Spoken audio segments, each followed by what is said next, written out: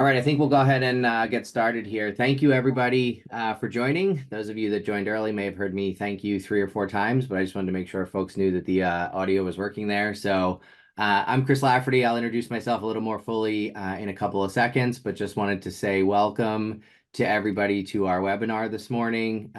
We will be talking today about how to best master the legal intake process. We have folks joining us across the spectrum from a variety of different roles in law firms. And we have an esteemed panel here today of experts that have been working in the legal industry and legal intake for decades and decades combined experience. So I'm super excited to talk to you today, to share some of the knowledge and insights that these experts bring to the table. And have a discussion with everybody that's joined us here. So thank you to the panelists that are here. I really appreciate you all joining us today. And without further ado, I think we'll go ahead and jump into introductions so everybody knows who we have here on the call today. We'll start with Josh, we'll end with me, and after we do some quick introductions, we'll jump into the substance of the webinar. Josh, over to you. Great. Thanks, Chris. Hi, everybody. My name is Josh Kluge. I'm Vice President of Revenue at Alert Communications. A little bit of background on me. I've been in the legal industry for pushing 25 years now. So talk about decades and decades. I feel like just Chris and I together, it's decades and decades. But have been in, like I said, the legal industry for quite a bit, been in sales and sales leadership for pretty much that entire time as well too. So when we talk about intake, obviously a big key part of the intake process is actually converting that into a relationship and sign retainer. And so I'm really going to be coming through the perspective of what's the market look like right now and what are best practices to work on that conversion. Great, thanks, Josh. Cam? Hi, everyone. Welcome. I'm Cameron Reichert, SVP of Business Solutions for EverService. Alert Communications is one of our EverService brands. I bring almost 25 years of experience in contact center operations from a variety of roles: customer success, operations, learning and development, quality assurance. Throughout my career, I've worked with hundreds, maybe thousands of companies and law firms to help them bring their brand experience to life and deliver on their desired outcomes. So really excited to be here with you all today and join the conversation. Thanks for coming. Thanks, Cam. Ellie, over to you. Yes, thank you, Chris. Hi, everyone. My name is Elisette Davila. I go by Ellie. I'm the Senior Director here of Customer Success. I have about 15 years of experience with Alert Communications. Through my career here at Alert, I fulfilled many roles, including being an agent, a training manager, and with this experience, I now oversee several components of our client's journey. My favorite is onboarding and solutioning. I've collaborated with hundreds of clients and tailoring to their respective needs. So happy to be here. Awesome. Thanks, Ellie. And thanks, Cam and Josh, for joining us. I'm Chris Lafferty. I'm the Executive Vice President of Alert Communications, relatively new to Alert Communications, but certainly not to the legal industry as a whole. I'm actually a former practicing attorney, began my career almost 20 years ago, practicing law in New York City. Before I joined the legal world, I started a IT company at one point in my career back in the day, went to law school, practiced for a little while, and then rather quickly left the practice of law to join some legal tech and legal content organizations. Have been with those companies for 15 or so years at this point, and so have been working with and providing solutions and services to attorneys for my entire career. So this is what I love to do, working with attorneys and helping attorneys be successful in growing their businesses, growing their firms, getting new clients is something I've spent a lot of time doing as well. And so I'm thrilled to have this group of folks here today to talk to you about how we can help you provide some of the best practices that we've picked up working with hundreds, thousands of firms and attorneys across the country in a variety of different practice areas and a variety of different jurisdictions. We've seen good, we've seen bad, we've learned from that. And today we want to share with you a lot of the tips and tricks that we've picked up over the years and hopefully allow that to have some good takeaways for you all to bring back to your firm. and think through how best to get some of the clients in the door that your firm needs to stay where it's at or hopefully grow. A few overarching topics that we'll cover today include, talking about effective communication. How do we want to make sure that we're building rapport quickly with potential clients that are calling in? How do we leave a good impression with them? So we'll talk through some tips and tricks around that. Thinking through process efficiency. This is a process that has to be built. And so we want to make sure that there are efficient ways to step through the various phases of intake. And so we'll talk a little bit about that. And then we'll talk a little bit about how data can inform some of the decisions you make. And in particular, how do you leverage insights into making sure that you're not just kind of answering clients' calls, but actually getting them to a signed retainer. So how do you actually onboard a new client effectively and efficiently, and effectively and efficiently, and how do you make sure you're not losing any of those clients throughout the process? Because it's super important. Obviously, answering the phone is one thing, but getting them to the signed retainer is a couple steps further along in the process. So we'll have a bit of a round robin discussion today. I look forward to hearing from all of our panelists. We've got a couple of questions that we have prepared for them. So again, thank you to Josh, Ellie, and Cam for joining us this afternoon. I think, Josh, I'll start with you, and I'm going to stop sharing my screen just so you can see us a little bit more while we have the discussion here. Josh, I think I'll start with you just maybe to help set the stage a little bit. You've been in legal for quite some time, have had some exposure talking to, dozens and dozens of law firms, and have been at a couple of conferences already this year. So maybe just as a starter, what can you share with us about the overall legal market trends that you're seeing right now that might help set the stage for how we should be thinking about legal intake more broadly? Yeah, absolutely. Thanks, Chris. So I'm going to start kind of in the broader by practice area, generally speaking. From a mass tort standpoint, those that handle that kind of practice, it has slowed down quite a bit compared to where it's been the last couple of years. And so I think there's a number of firms and a number of attorneys that are looking to kind of look down the road. What's that next big tort to start working on, to sign up new clients for? So I think there's a whole kind of transition from the tort side of things. On the personal injury piece, really over the last year or so, the number of auto accidents has actually gone down about about almost 10% nationally. So depending on where you are in the U.S., obviously that may be different, but there is some change on the auto accident side of it. So if you're on the PI side of the business, that has dipped in certain areas of the country as well too, as far as the number of accidents and prospective clients that are coming out of that.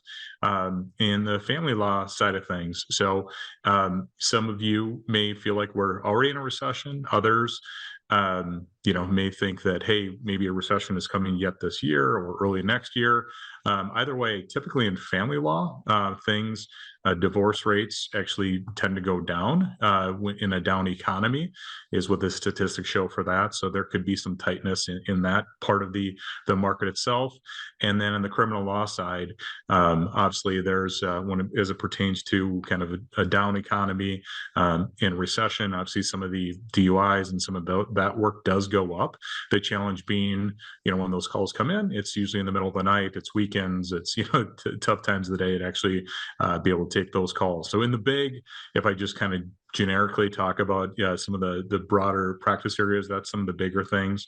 But if we take a look at more specifically, within the personal injury side of things, because I think a number of the firms and folks that are on they're on the call right now that have that at least part of their practice, really, what we've seen in some of the statistics we've seen is, 80% of drivers in their lifetime will be in a car crash, if not in multiple car crashes in their life. And in reality, in the U.S., basically a car accident happens one every 13 minutes or so. So it's obviously something that even though the rates have gone down, it is very common, sadly.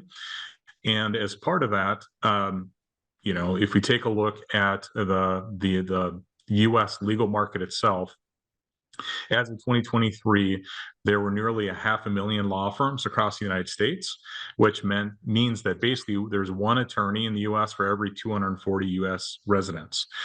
And so obviously there's lots of law firms, lots of lawyers.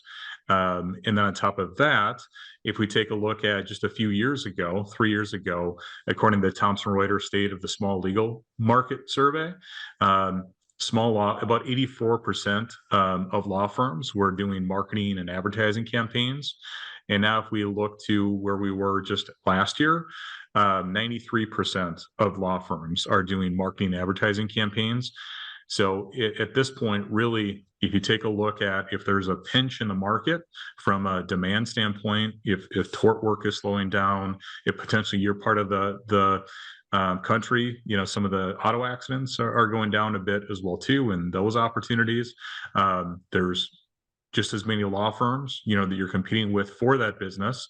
And more law firms, and nearly all law firms are doing some type of marketing and advertising campaign.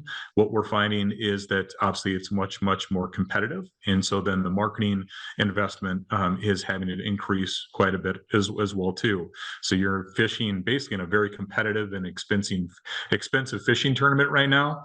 So every single one of those nibbles, on your fishing line counts. And really, from our perspective, what we want you to kind of get away or come away with from this conversation in this dialogue is really making sure that you're maximizing those marketing conversions and not just growing your business, but growing your business more profitably. Because a lot of times it's easy to say, hey, what we're going to do is we're going to throw gasoline on the fire, maybe for marketing, with the big three, with TV and radio and billboard, if you have the funds to do that, or digital marketing obviously is a huge area as well too, where more and more investments are being made, but also the costs of that are going up. But how can you, using, making sure that you have the right KPIs, make sure that you're converting those new leads, those new potential clients to get that business instead of going across the street. And now, today's day and age, as you know, it's not just about physically going across the street. It's very easily for them to digitally go across the street to your competitor law firm. And we'll touch on this a little bit later, but as a big part of that, it's going to come down to you and your law firm really choosing to focus on the value that your law firm is providing. And that value starts with that initial call. The initial call that comes from a prospective client that was just in an accident or is potentially going through a separation with their spouse or whatever it might be, and making sure that there's that connection that's made. There's a breadth of knowledge that is being shared with them to make them feel more comfortable about the process, and making sure that it's being earned from that point on, whether it's a first call, an online chat, a form fill, or an email that your firm receives. Yeah, Josh, that's great insight. And I think that, that's certainly something that we are seeing. If I could highlight the couple of bullets there, I would say, a lot of lawyers and high competition in the space of acquiring potential clients right now, which is definitely something we're seeing, we're hearing, and I suspect many folks on this call are feeling. So, given that highly competitive environment that has always existed, but seems to be increasing now with more firms doing more on the advertising side of the house, with potentially some of the demand side going down, as you mentioned, Josh. Ellie, maybe you can talk a little bit then about why intake in particular can make such a difference to a law firm, and why it's really connected specifically to the business of the law firm. Yeah, thanks, Chris. So the way we see intake is it's the firm's first opportunity to make that great first impression. The components that contribute to this are speed to answer. Make sure you're not missing leads due to staffing or time of day. Second, the individual who answers needs to be ready to greet and connect with that caller. Like I tell my son when he's on the pitching mount, it's you and the catcher. For us, it's them and that moment. They need to be ready to listen. Remind your staff, no matter the circumstances, no one really wants to pick up the phone and call an attorney. Most callers are probably second guessing if they made the right choice by calling. Another good reminder is showing the staff the significant role they play and what they do matters so that they're able to display this empathy during their phone calls. That leads me to my next point, which is genuine empathy and confidence to ensure the caller knows they called the right place. They can guide them step by step through the intake process. If they handle these components well, they will feel and sound like a conversation and not an intake screening. These are people's lives that have been through a significant event, and many of them a life-altering event. Yeah, Ellie, I think those are really good points for sure. And I think maybe Cam, I can ask you then, given these points that Ellie said, and some of the skills here, particularly around the need for empathy, the need to have, more conversational communication, the fact that most people calling a lawyer for the first time, like Ellie said, aren't exactly doing it out of like great excitement. Something has happened in their life that has led them to have the need for an attorney. So when you're thinking about building out that intake team, the people that are actually on the front lines having that first communication, what should people look for from a talent perspective? What type of person, makes a good fit for that intake team? Yeah. We've worked very hard to refine that ideal profile, over decades. It takes a really unique person. And Ellie hit on some of these points already, but I think above all, it's that like compassion and just genuine desire and care to help other people. That really to put yourself in someone else's shoes and think about what this person is going through. As well as being able to easily build rapport with different types of personalities. You can adapt your delivery and your style to that situation, to that person. You're going to be dealing with so many different types of situations and people in a different state of mind that you're going to need to work through. And then it's about being able to create trust over the phone, building that rapport, creating trust, and then being confident, being able to feel comfortable speaking about how our process works and guiding that caller through the intake. And some other things we look for, someone who's patient. We have all different types of folks out there, again, different levels of stress they're going through. So really being patient, listening, working them through the process. And then just great phone voice, someone who's warm, professional, caring, good listener. And really, like Ellie and Josh said, it's all about that first impression and just ensuring it's a great one and that potential client doesn't think of calling anywhere else. Yeah, I think those are really helpful points there. And, we talk about that first impression being just so important and critical. So Ellie, maybe, given your experience here, what are some of the ways to teach, that agent that's answering that first call how to build trust within the first couple minutes, right? You've had a traumatic event happen to you. You've decided to call the law firm. You've finally picked up the phone. You've made that call. Hopefully you've connected with somebody that, has some of the things that, Cam, you just walked through in terms of empathy. But what other tips or tricks can we share around what agents should be doing that are really critical in those first few minutes to build some trust? Yeah, thanks, Chris. So number one is don't be distracted. They can't have 100 deadlines sitting on their desk. Like they really need to be focused on that phone call. It's just them and the caller, not other things coming into their everyday work to work. They need to be able to answer the caller's questions. No matter the question, lead the conversation back to the intake process. Avoid the dead air. Repeat to the caller what you just heard. The main thing is for the caller to be and feel heard. Be kind. Don't let your personal biases come into play. And lastly, let's keep it simple. Use simple, everyday language. They know they're calling an attorney's office a professional establishment. This can be intimidating. We want to show our callers that they can communicate with your firm without having to know legal terminology. Just use everyday language. Yeah, I think that's really helpful. So I think we've talked a little bit here about some of the kind of attributes of that intake process, what type of person should be answering it, how to kind of build some of that trust in the first couple minutes. If we think about the intake process as a whole, there's a lot of information you're going to have to try to collect right up front. again, you've just kind of got this person on the phone that may be feeling a little bit of trepidation with making that first call. They've contacted this attorney's office. They're not really sure what they might need to share. So maybe Ellie, back to you again. What strategies should we be thinking about that really make sure that during the intake process, you're getting the information that you really need as a law firm to make a determination as to whether or not the person, qualifies for the type of intake you're trying to do? How do you make sure that that's a streamlined process and that you're not kind of losing information or losing people throughout that? Yeah, for me and for our team, I feel like the number one thing for these callers is that they need to let out what they've been holding in.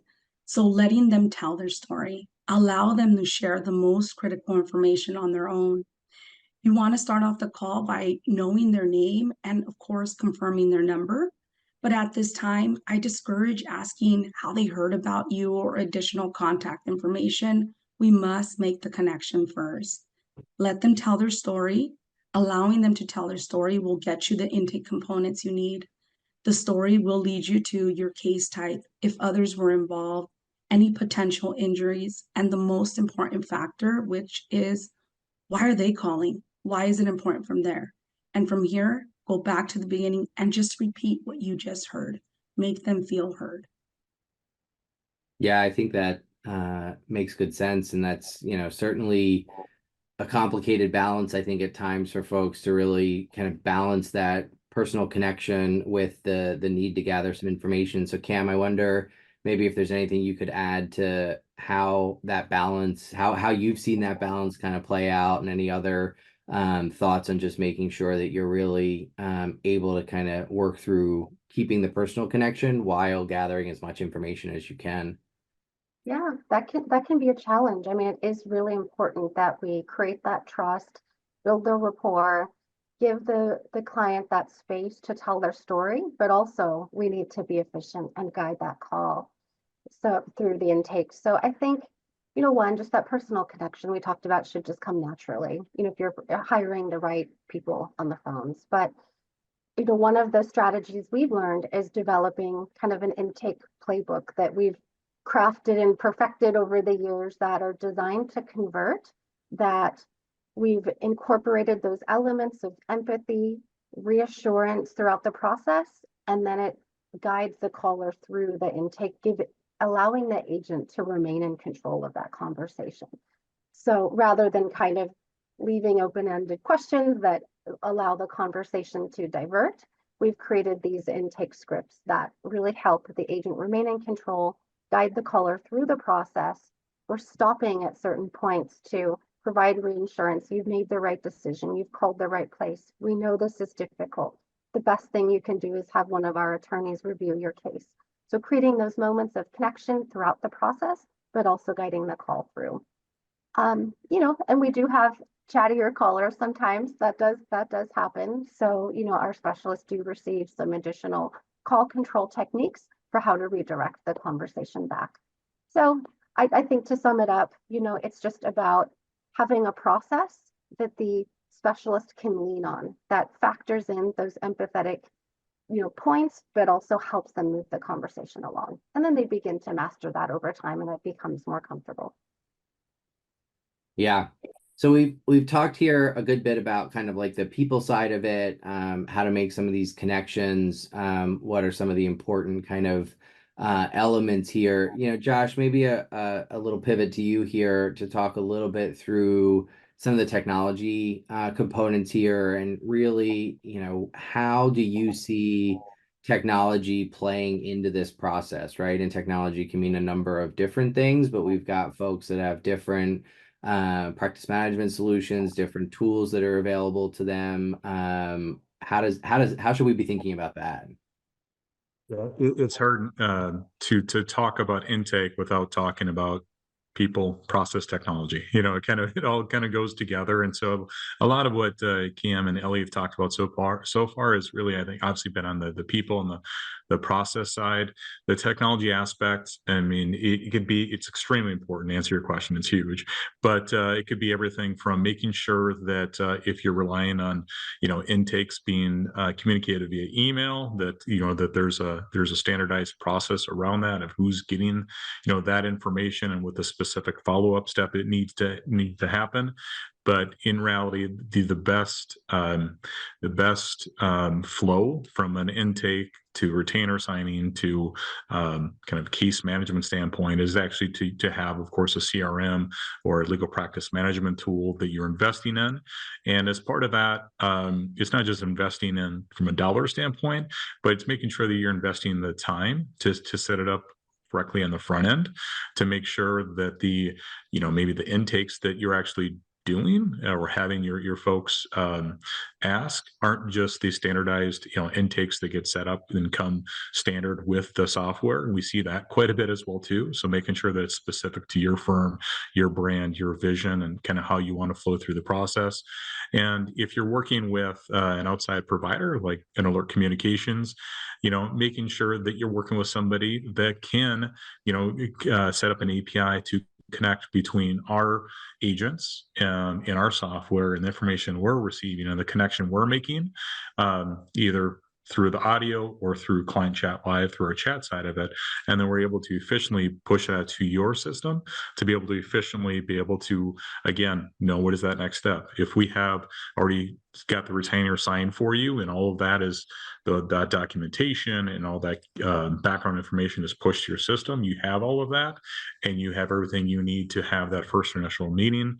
Or maybe it's just having us being able to schedule a time on your calendar and making sure that calendar integration of technology just from a calendarization is set up appropriately to have you then obviously meet with them and try to close them for a signed contract. But I could go off for quite a bit from a technology side of things. The last thing I'll say about this, obviously, no matter where you go, personal, professional, all we hear about is AI.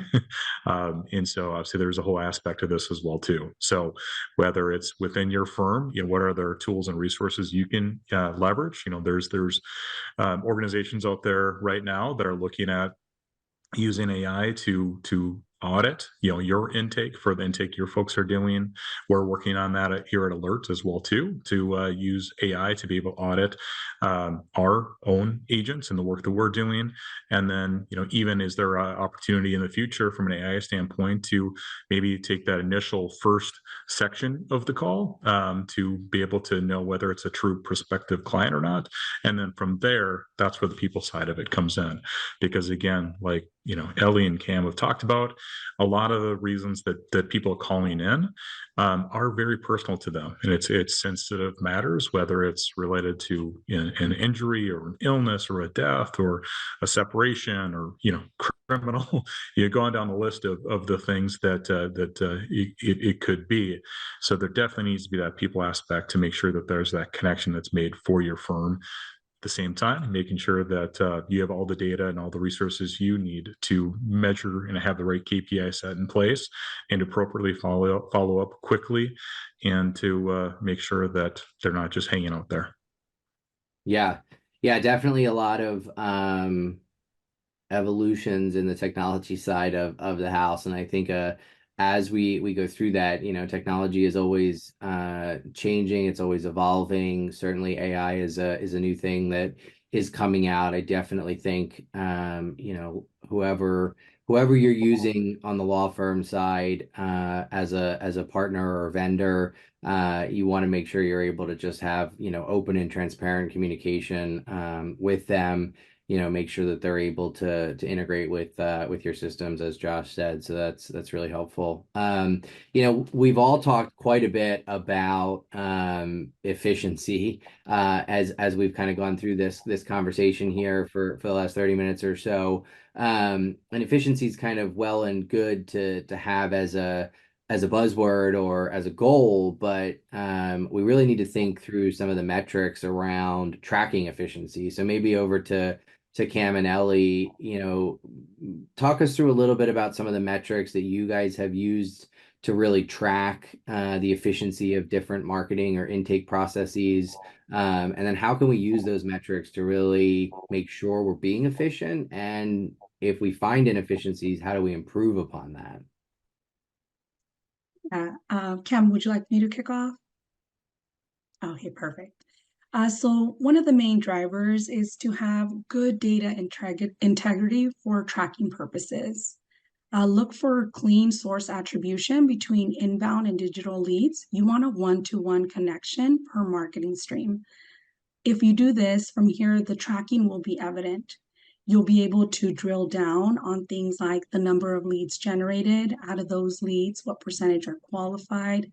Out of the qualified, how many are converting? Connecting rates on digital leads, along with the number of attempts to get that connection rate up. How many of them are willing to go through the actual intake process? If you get them to submit their information, then the outreach is made to find out the lead is not interested or that they didn't seek assistance. There is an evident misalignment here in marketing and intake. All branding should be very clear for the potential client. For disqualified, even disqualified leads have a way to understand the most significant reason why these callers are being disqualified. So you have options on your order of questions and can do so. Qualified and signups, see what these folks have in common to see if there's any way to target that specific audience, getting more qualified signups. Clear reporting on these metrics will empower you to make the necessary adjustments on both fronts. Off to you, Cam. Yeah, thank you, Ellie. I would add, being able to develop a scorecard and KPIs for each of your intake specialists answering the phone.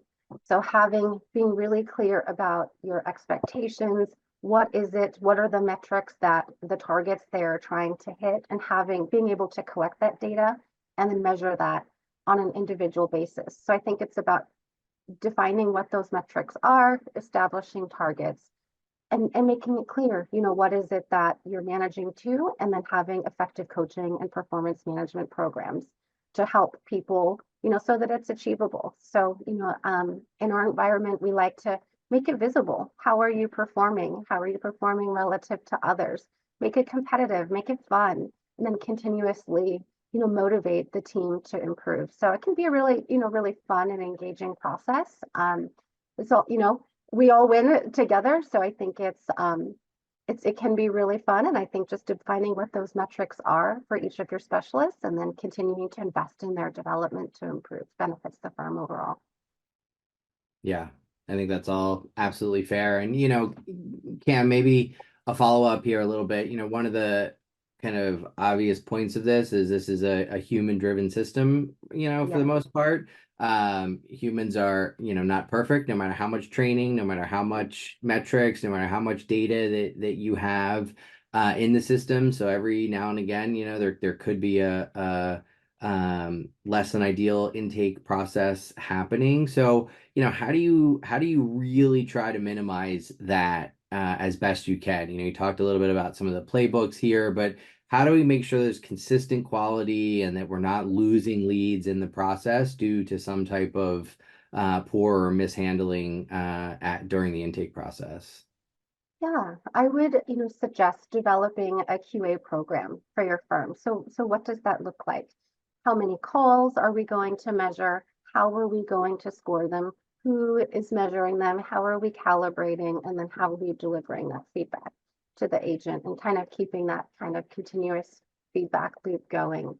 So I think it's defining your program and again, what the targets are so everyone's clear about what the standards and expectations are.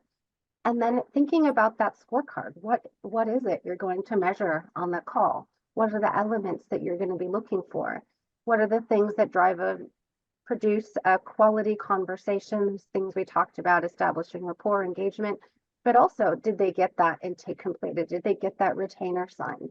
Were they using all of the resources available? Were they overcoming the objections, in a positive manner to deliver the right outcomes? So I think it's just defining your scorecard. What are those things that you're looking for? And then, making that standardized and then developing a process to continue to sample calls across all of your specialists. And then again, what are you doing with that information? So how are you coaching to those opportunities, and how do you continue to motivate and incentivize the right behaviors? Yeah, yeah. So it's definitely, not just about the training in the first instance, but then the follow through and the quality assurance kind of checking. I think that's really important. Something we certainly see here, kind of that follow up with your specialists and agents that are doing that intake. So that's really helpful.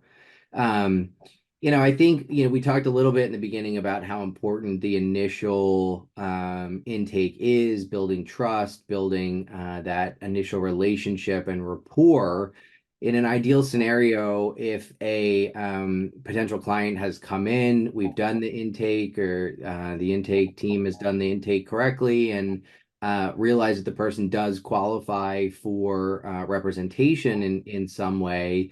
An ideal outcome in many cases is to actually get them to sign a retainer agreement right there on that first call. And as Ellie indicated, and others, a lot of times when people are calling for the first time, they're pretty nervous. They're just calling around. They may not be ready to do that. But obviously, we found that if you do sign a retainer on that first call, that's just better conversion rate, easier to kind of keep those customers in many cases. So Josh, maybe a question to you then, given the importance of getting that retainer signed, how do you present a retainer to a prospective client so that they feel comfortable signing it when they may, have just started their process, or they're just kind of getting some information?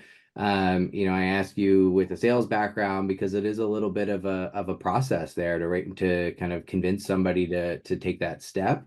And so tell me a little bit from your experience, what are some of the best practices towards moving that prospective client into a signed retainer agreement?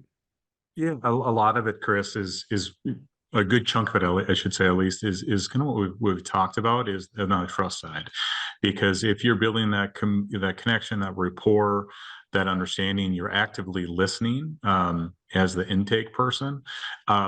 That's half the battle, if not more, right there, because you're building that building that rapport earlier on in the conversation, and you're not just going through a checklist of questions, but instead you're really showing that you care, and then you've got knowledge, you've got resources, you have support here at your firm for them to be able to, be comfortable moving forward. And if you think about it, like if you're hiring a babysitter, are you hiring a babysitter to just have someone to take care of your child? No. Well, at least for my wife and I, when we hire a babysitter, it's so we can actually once every couple of months actually go to dinner and not have some kids fighting in the background while we're actually talking as adults. That's really kind of what you're paying for. And so it's making sure that your intake folks really understand the value of the value of this person hiring the law firm, and not just being a check the box exercise. One of my favorite books from a business standpoint it's written by Chris Voss. It's called Never Negotiate the Difference. And so Chris Voss is a former FBI negotiator. And not only does he have great stories in the book, but I think some of his insights, it's so good, not only for our professional life and for intake, but for personal as well too. But one of the things that he talks about is being able to mirror back what you've heard. And so we talked about that a little bit in passing on this call, but before kind of going in for the close of trying to get, hey, do you want to sign up and hit him over the head with a hammer? It's being able to mirror back, hey, here's what I heard from you, and boom, boom, boom, boom. And it's not in a monotonous way, but more of like, I feel you, I understand what's going on here. And then instead of going for a yes and saying, hey, do you want to sign? Even just me thinking about having to say yes, especially to commitments that my wife signs me up for, it gives me anxiety. Having to say, like, what if I say yes? What comes with that? So I shouldn't call it a trick, but kind of a trick is you kind of want them to say no, because there's less anxiety in saying and having them come back and say no. So how does that relate to what we're talking about here? An example is if let's say you have a missed call and you're calling back, and now this is somewhat answering your question, Chris, but I'm just using this as an example. And you're calling back and saying, hi, Chris, this is Josh Kluge from, Alert Law Firm. Instead of just saying, have you got a few minutes to talk? I'll ask you, is now a bad time to talk? And so what that allows you to say is like, no, it isn't a bad time to talk. I think let's talk. Yeah, I have some time to talk through this. I know I just reached out to you. And in this example, when you asked, hey, how do you make that transition into getting a signed retainer, instead of hitting them over the head with, all right, well, here's the paperwork, and if you could sign this. I mean, not only are they stressed out because it's yes, but now it's like a legal contract and there's stress related to that. And honestly, data that I've read and seen is that the average American has a 5th grade reading level. So if your retainer has 8 pages of language and a bunch of small writing, fine print writing, that's not going to get as many signatures as something that's really more simple and straightforward. So number one, just making sure it's simple and straightforward of what they're signing from a retainer standpoint. And number two, the question you're asking is, based on everything, you said, again, you're mirroring back, what you heard from them. And then from there transitioning to, is it a ridiculous idea to move forward with signing up with our law firm? And thinking about, no, it's not a ridiculous idea. You can use other words, obviously, in that question, but the idea is getting them to think about, okay, no, well, or maybe there is, yes, I need to talk to my spouse, yes, whatever it is. But then you find if they do say, yes, it is a ridiculous idea, or yes, I do want to think about this, you find the real reason why they're not going to move forward at that point, versus if you're asking them to say, would you like to move forward? There's kind of different versions of yes. So they may say yes, but it might say yes, yeah. But in the back of my head, I'm like, yeah, we'll see. I still have to talk to my wife. I still want to have that other law firm I was going to talk to. Yes, but I'm Minnesota nice, and I want to be nice on the phone, but I really don't want to work with you. So I'm going to say yes, but I'm just going to ghost you from now on. And then there's the real yes of like, yep, I want to move forward. And then once they get off the phone, you don't know which yes that is, right? So you're trying to uncover that on this call of where are they at in the process, and then how can you kind of help them move forward. So those are some of the key aspects, and we'll get into it here in a little bit too. The other piece of this is making sure that there's multiple modes for them to be able to sign that agreement. So making sure that while you're still on the phone with them, that you not only email it to them, but then you text it to them, especially with e-signatures nowadays. It's that opportunity to be able to close the business right there when you can, because so many times when you kind of let it go, it just becomes, maybe it becomes lower on the list of things that they're going to do, and gives other opportunities for other law firms to work with them as well too. Does that make sense, Chris? Yeah, absolutely. And I think those are some really good points for folks to consider, and just some of the kind of psychological sales elements that are part of this that sometimes I know when I went to law school, I didn't learn anything about that process. And there's the classic statement that folks make all the time that law school is not business school, but a lot of lawyers come out and have to essentially run a business in so many ways, and getting clients, getting them to sign that retainer is selling them on the law firm, right? A lot of this is a pretty straightforward sales process. So employing some of the kind of key sales techniques, Josh, that you talked about in that process is really important. Building that trust, making sure that they feel good about the firm, making sure that they understand what they're getting into, and that it's simple and understandable are just really important to that overall intake process, and not just kind of getting them started, but also getting them to that kind of signed retainer, which is the ideal end state there.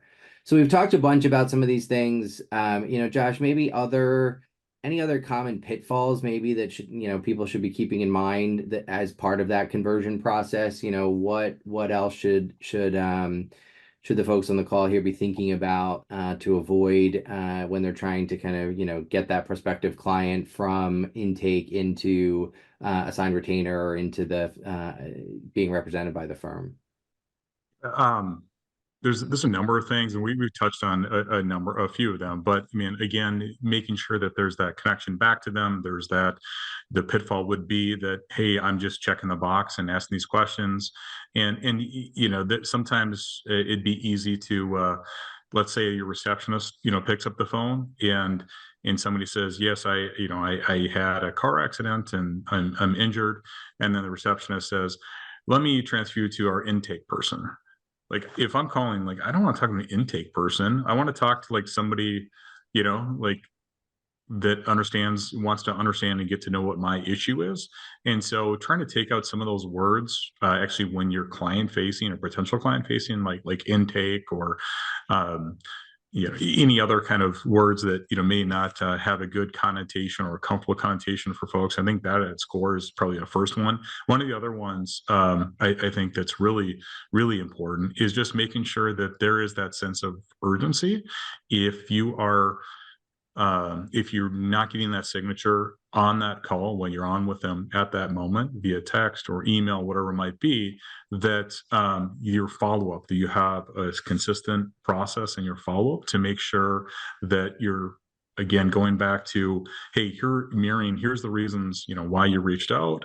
Here's the reasons why, you wanted to move forward, even touching on, if someone starts to kind of go quiet or kind of go cold, right? From, hey, they said that they weren't going to move forward, or they said that they're going to talk to their spouse, but before then, but they're going to do that before they were going to sign anything, but then they kind of went quiet on it. Again, it goes back to one of the other multiple touches, but also if you want to have a specific number of touches that you have mapped out, that let's say, hey, I want to make sure that we automatically follow up via email once a day for 7 days, and every other day I want to make sure that we call out to them to follow up to make sure that they have everything they need, that they have the agreement, that if there's additional communication they need or questions to be answered, we're there for them. But then also, if at the very end there, let's say you pick the deadline, if there's a specific deadline where, okay, you're going to move on to that prospective lead, even having the follow-up be, and even the subject line, this goes back to wanting to get a no, is have you given up on moving forward with us to handle your case? Have you given up on following up with, your, family dispute? Have you, something like that, where you're giving them the out, where they're saying, yes, I actually did move forward with another firm, or I did decide to, to not move forward with action on this. But again, it's being able to have little, I shouldn't say tricks, but just kind of a plan in place to be able to do that as well too.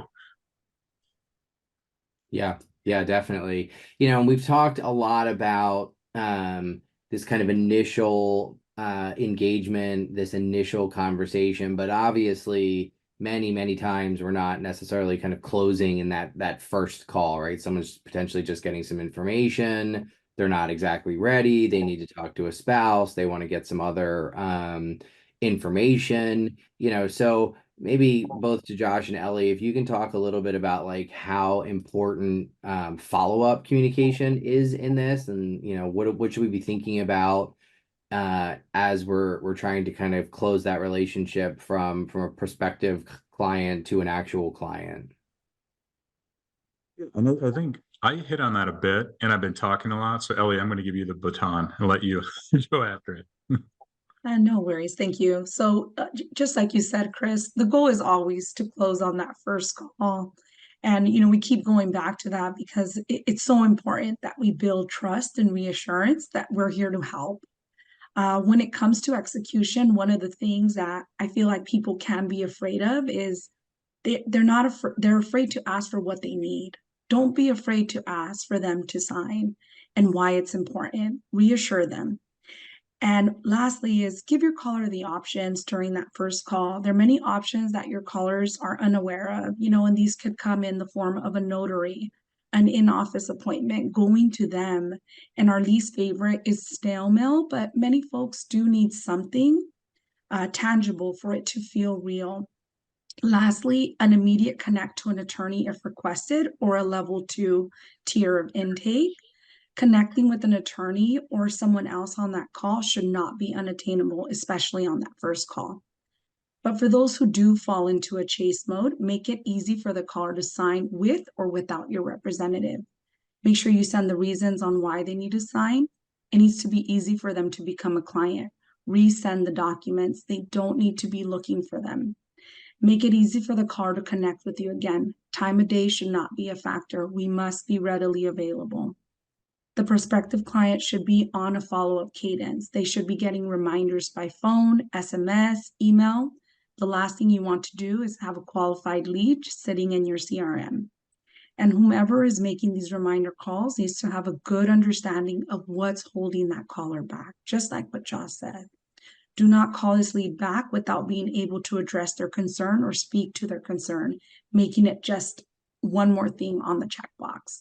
Really understand why. If they really wanted approval from their spouse, a sister, make sure we start off the call with that. Like, were they able to connect with them? Did they have any follow-up questions? Things of that sort that makes it automatically, we are hearing them and we're here to help.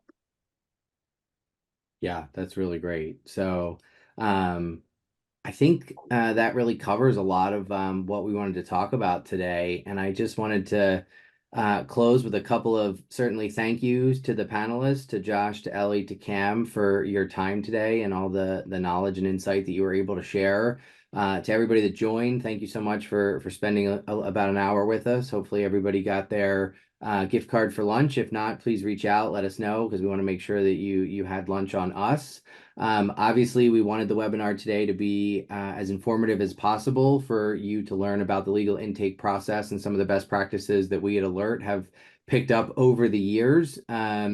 If you'd like to learn more about how you can leverage Alert Communications in particular as a partner in this process, we would absolutely love to have that follow-up conversation. There's some contact information on the screen and a QR code if you're interested in asking for some more information. Again, we would love to chat with you. We partner with hundreds and hundreds of law firms across the country every day to streamline their intake processes. We handle thousands of calls every day.